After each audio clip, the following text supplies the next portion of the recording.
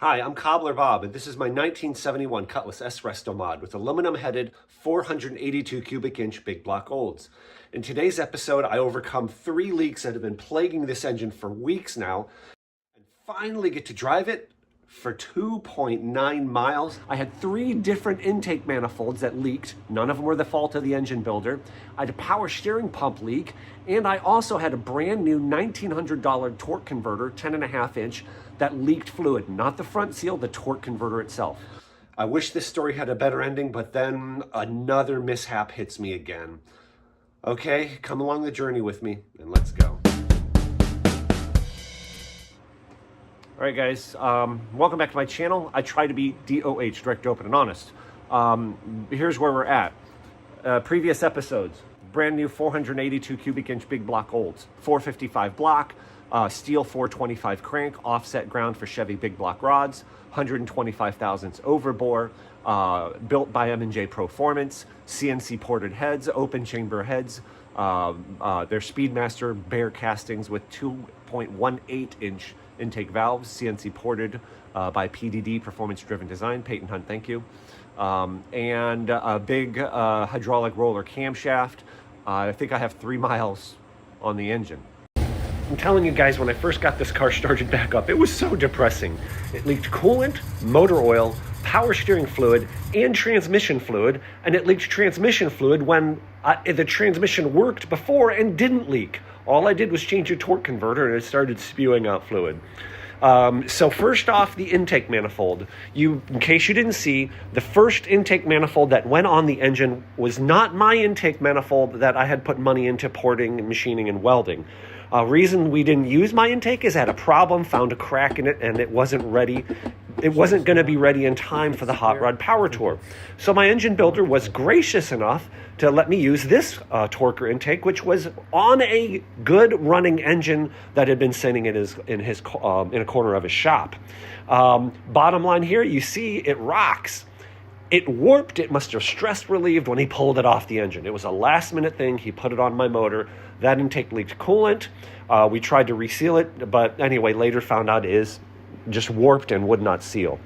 Intake manifold number 2, while I was trying to get the car running, while I was waiting, was this Performer intake that I had. I screwed up. I did not have the intake milled. My heads are milled 90 thousandths. I tried to, in hindsight, what I did was I tried to jam it on there and make it work, without cutting it, without milling the intake manifold to fit the milled heads. Bottom line, it was too wide. The bolt holes didn't line up. This intake, both of the other intakes sucked in oil. They drew engine oil into the intake system, and it was pooling on top of the intake valves and just blowing oil out the exhaust. So by the time, I got to this point, it had been a couple months or a few weeks, got my permanent intake manifold, which is this one that you see here, this beautiful semi-air gap custom welded and ported Torker intake. Manifold done. Powder coated by New Image Powder Coating in Struthers, Ohio, which is out by Youngstown. Got it on the engine and finally got it sealed up, or so I thought. So with this intake, it quit blowing oil out the exhaust pipes. Now I could not solve an oil leak problem that I thought was coming from the oil cooler lines, as you see here. I changed the fittings. I changed the fittings going into the block. I changed one of the hose ends. And every time I had this exact same oil leak. Yeah! What would happen is it would seem fine on the, like jack stands. I would go drive the car, and as soon as I got on it a little bit, I think it had to get over about 3,000 RPM and have some rearward G-force, it would start dribbling oil at the rate of about a drop a second, and it would dribble on the headers, and it would burn oil. At first, it appeared like it was the oil cooler lines that were what was leaking. Let me show you the problem. The torque converter itself seems to be leaking. So, I guess I need to pull the torque converter off, send it out, and then, it's literally flinging fluid out of it. I'll post a clip here.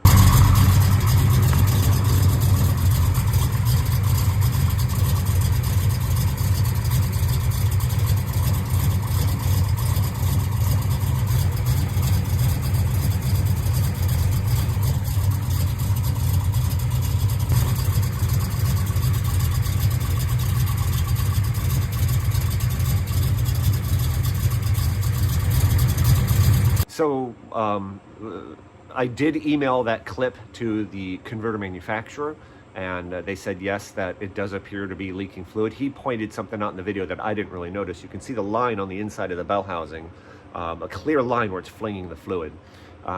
So it looks like it's coming out from between the two halves of the converter that are actually welded together. Montgomery said that they're all pressure tested, but sometimes stuff happens, maybe a piece of slag, the weld didn't, I don't know. I assume that there's some decent pressure inside a converter. I don't know, because one of the points of this converter, it's an Ultimate Converter Concepts 10.5-inch custom torque converter. It was not inexpensive. It was very expensive as far as, you know, by me. There's cheap ones, mid-priced ones. This is what I would call a higher priced one. 10.5-inch, single disc lockup. You can get two disc lockup. Neither single or twin disc lockups are designed to be used under full throttle. The reason I chose single is that the double has more holding power, but each plate is thinner and will warp quicker. So I'm like, well, I don't think I need more holding power since I'm not trying to lock it up, you know, during a full throttle pass. So that's why I opted for the single clutch. It's got a billet housing. I don't think the whole thing is billet. I think the front half of the converter, you know, is billet.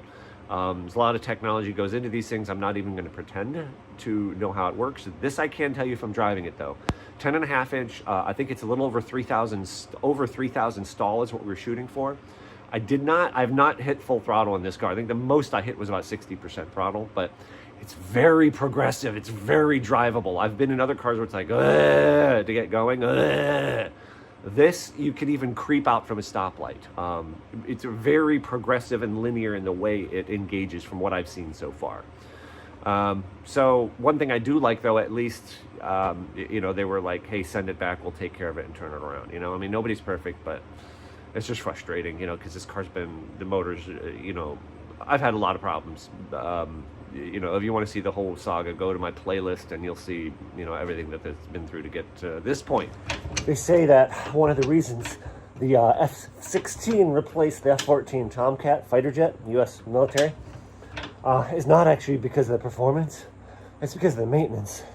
This ratio of maintenance hours to flight hours, I would bet you this car has got a worse maintenance hours to actual drive time than the F-14 did. Guys, here's an update on the 71 Cutlass with the transmission woes. Remember end of the last video, it was leaking, and this is interesting. I just cleaned that off. So transmission is out of the car. That's the 4L80E. Here's your torque converter. I cleaned all that off. See that fluid there? That weld might be leaking right there, but I don't know that for sure. It's leaking somewhere. I can't tell. They'll have to pressure test it. It's going back to UCC. Another quick update here on the torque converter that was leaking. Go back to the previous YouTube shorts. This was completely dry. You can see there's fluid. The fluid level was higher in the torque converter nose. What this is telling me is that fluid is leaking out, I think, somewhere from either this weld or that seam overnight, just sitting here. That was completely dry yesterday when before I went out to dinner. That's interesting, huh? So it's fluid leaking through one of the welds. So I got the converter back here, just came in today. That was a pretty quick turnaround. I guess that's the good part about it. Obviously there's no charge. I mean, it looks good to me, but it, you know, not like it really looked bad before, but you know, I did have to wind up paying shipping, and it wound up being about 118 bucks. All right, the hardest work is done. The torque converter is up in there, and the transmission is up in the car. We're making some progress, but I think it's going to be one more day. And thank you, Ken, for helping out. Never would have gotten that up in there by myself. But one more day and I think we'll be driving it here. I mentioned the power steering leak. The power steering pump was leaking. I know you really can't see it here, but to me it looked like it was leaking straight out of the case. It made a puddle on the floor. I know this puddle doesn't look very large, but this was just after, you know, I think like a few hours. After I filled the reservoir back up, it basically emptied the entire reservoir onto the ground over a few days, even without running the car. What I figured out was when I was putting the pump back on the car, because this is the same pump that was on the 350, I must have warped or bent the reservoir case here, the stamped steel case, by prying on it, and it pulled the round part away from the O-ring seal.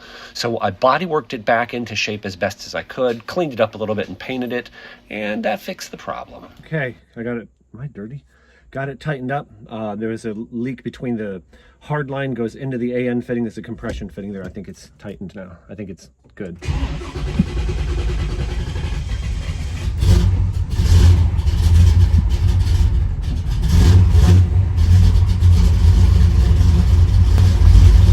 Okay, I think I'm data logging.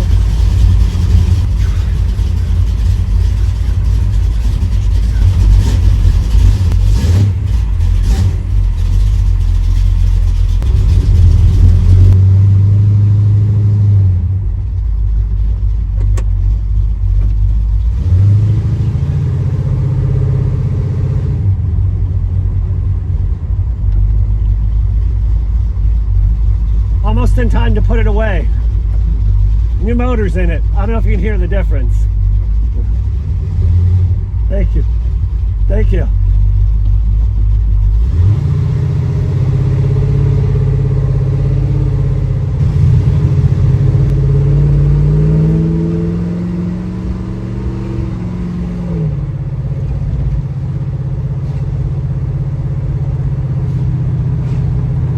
Volts. It's running right now just below 14, around 14 to 1 air fuel. Brakes feel good. 169, 170 degree coolant temp. 1700 RPMs, purring like a kitten.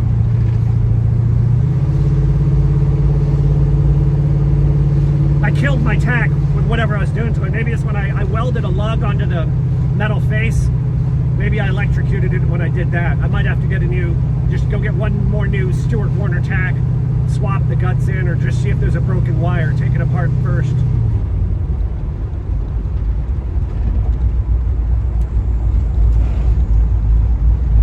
I am data logging, I think.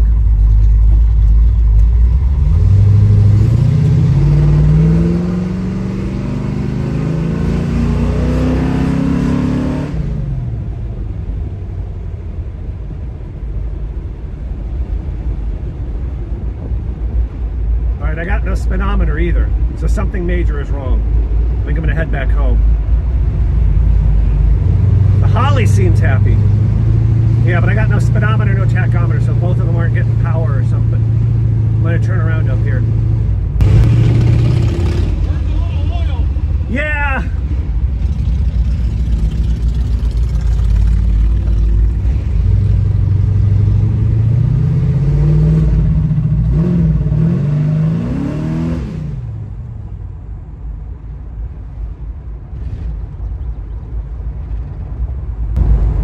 Nail the gas, it like almost stalls right there. Almost did stall. Went to 35 to 1 air fuel right there when I just leaned into the gas. I went from cruise to about 30-40%. So it clearly needs a lot bigger shot of fuel than what normally would be the accelerator pump on a carburetor. And I probably should get some gas. About half the tank. 140 oil. Yeah, the oil temperature's staying pretty cool.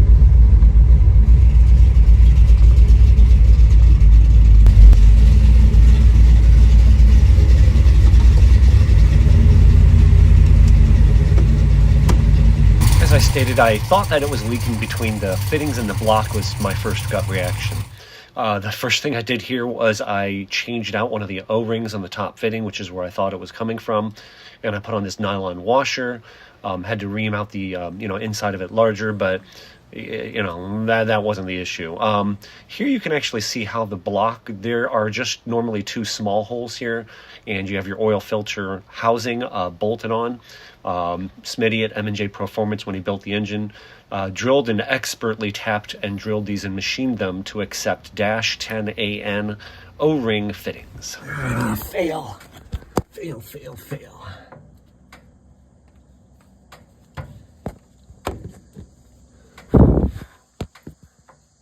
Next attempt was changing the hose end. Again, this wasn't it. I'm just spinning my wheels here. Everything I did sealed. Every time the oil leak was the same because the oil was coming from somewhere else above. I can't tell you guys how frustrated I am. It's mid-September. We don't have a lot of nice weather left. I thought I finally got all the leaks fixed on this thing. let it warm up, and it was fine. No leaking, not a drop of oil. I had it warmed up. I was dressed like, nice clothes, ready to go to this local car show, which is like literally 5 miles from my house. I'm like, I better put gas in it. So gas station is about 1.5 miles away. Halfway to the gas station, it starts smoking again. Got on it a little bit, and it really smoked.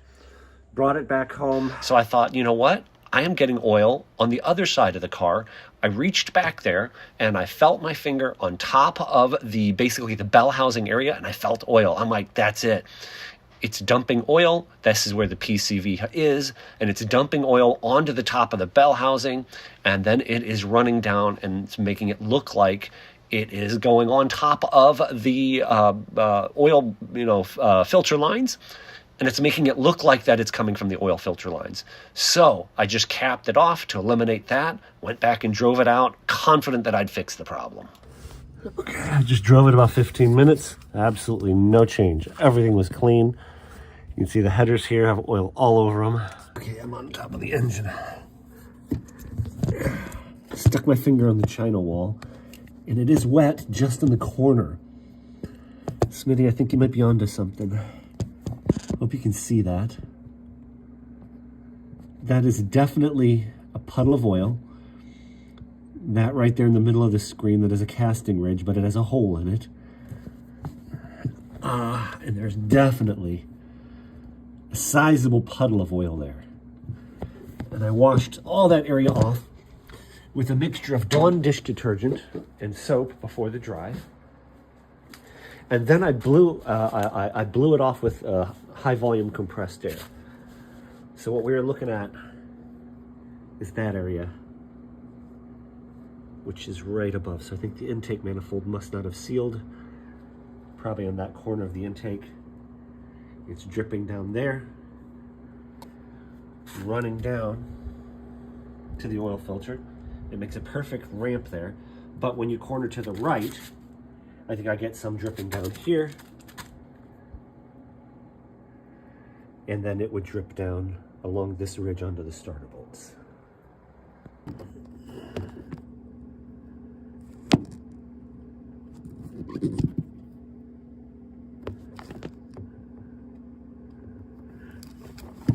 Here's the bottom of the intake manifold.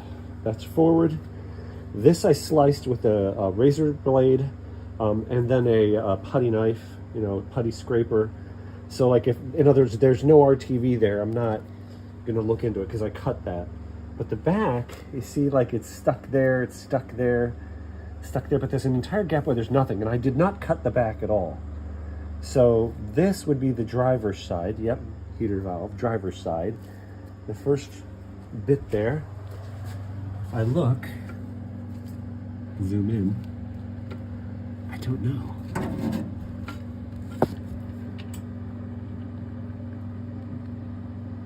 Does it look like it was touching? I don't think so. I think it's some major problems there. See the middle, you can see the flat, but I don't think it adhered or something. Huh. Is the coating part of the problem? Like here's a blob. And I noticed, some of it's stuck, but some of it's not at all. That blob is kind of stuck. I guess it does stick some places, but some places it didn't. I think I should rough that coating up. Here's what I've got. I didn't show it to you. I sanded down those edges. Obviously cleaned everything really well off. Put RTV on that and on the wall. Gaskets are in place. Gasket cinch, the Edelbrock gasket cinch. The bottom there has RTV, obviously around the water ports. I think I'm good to go.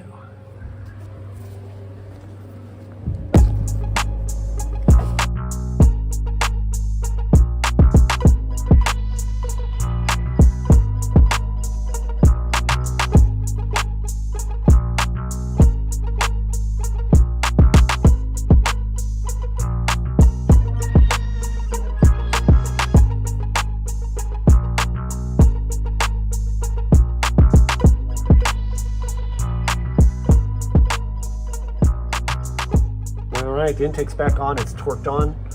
And I do feel better about the way that sealed up. I did stick my finger in the back. I'll try and take a little video, but I do believe it sealed up better in the back this time.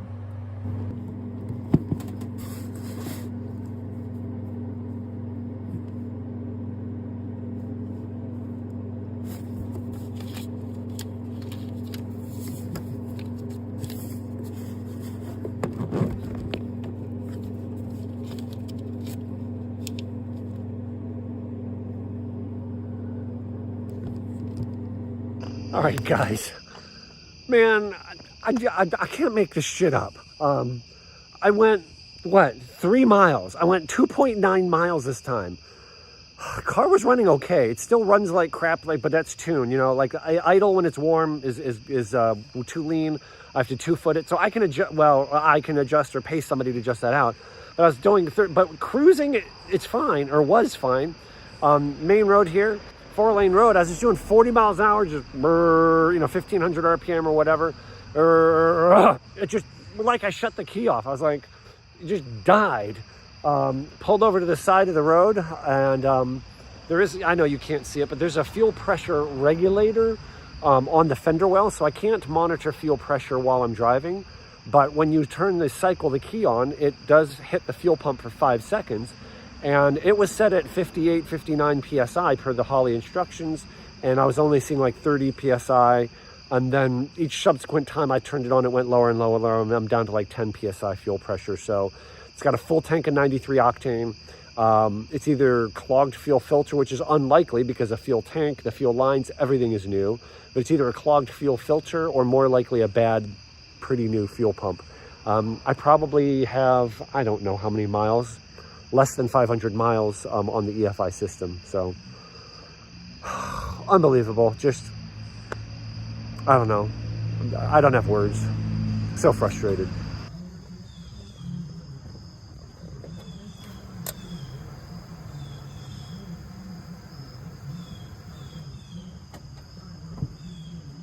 Hey, so you are Devon, right? Nice, yeah, Devon. Nice to meet you. This is your truck. It's beautiful. Yeah, camera shop. Yeah. What's your business? H3 Towing. H3 Towing, huh? Wow. Okay. Awesome. So is like a flatbed now a standard thing, or I mean that seems like ideal, right? You don't want to have a car like this. Yeah, with a car like this, yeah. Yeah. Thank you so much. Thank you. So dead fuel pump. So. That's a nice car. Oh, that's a nice color. Thank you, man. Thank you. Appreciate it. Yeah. I like it. So he's gonna take care of me here, guys.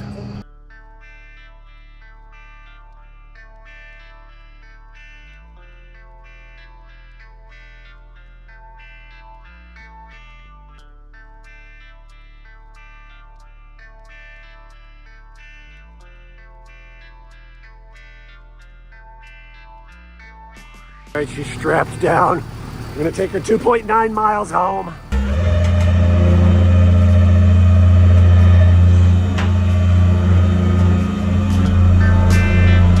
Oh wow, that's a nice card too. Okay, awesome. Oh, that looks like a credit card. That's kind of cool. Yeah, so 330-221-6610. You're based out of where? Stowe. Out of Stowe, Ohio, Northeast Ohio here, right? Yeah. H3 Towing Service is awesome. All right. Show in the back. The back? Yeah, you get a discount too. Ah, nice. Appreciate you, brother. Okay, all right. Hey, thank you very much. Whoa, almost dropped it. Thank you very much. Yeah, Pleasure to meet you. Appreciate that. Oh, what's that? I sent a link over. Do you work at the schools? No, kids go there. Oh, okay. My kids go there too. Yeah. Oh, nice lady. All right, local guy. And you were good with your word. You were, like honest about how long it was going to take and good with the communication. I appreciate it. And a family man to boot. Yep. Yes, sir. Thank you. You need help pushing that back?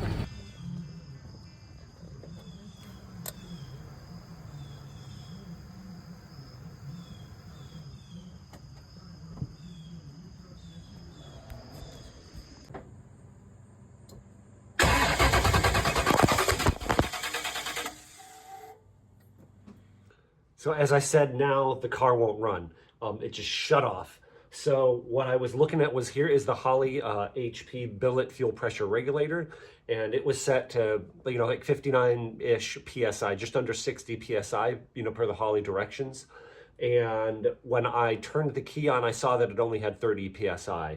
I checked it a couple more times and it was even lower than that. So I'm pretty confident at this point that it's a bad fuel pump and it's just not providing enough fuel pressure to be able to open and fire the injectors. I think that's what's going on. I think this is a place I'm just gonna have to go ahead and, stop, call it quits for this episode at least. Like I said, I'm just frustrated, but these are first world problems. And I try to keep that in mind. And what I mean by that is there are a lot of people in this world and even in this country that would love to trade places with me. What I'm having is a lot of trouble making my dream come true. That's really what it is. So there are worse things that could be happening. And whenever I get this thing fixed, and by the way, I'll give you a little bit into the future. There is a problem with the fuel pump, but there's also another problem. So this story has more to it than you think. Wait for the next episode to come out. And what I will do is every time I try to fix something, I try to also make it better at the same time. So you'll see some of that as well. All right, God bless you guys.